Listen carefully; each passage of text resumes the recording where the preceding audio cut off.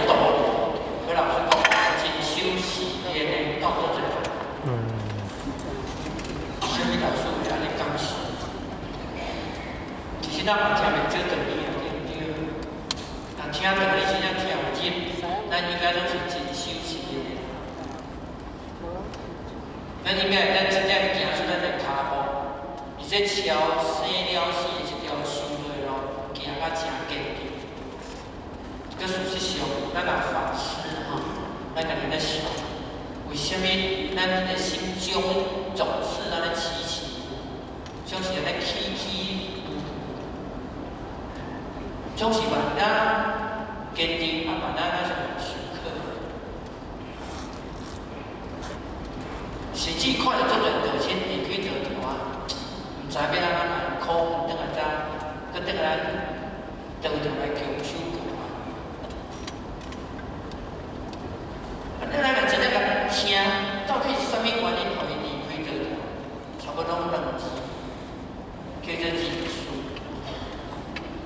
人事问题是咱道场出课数大问题到现在。前我捌就安尼讲吼，出在道场即个纷纷扰扰、混混了了，拢是人事问题尔。个人事问题是上天创造互咱的吗？还是咱家己的烦心、疑心所做出来的结果？是上天希望咱安尼吗？还是咱用咱对道理的了解有限，咱家己考倒家己？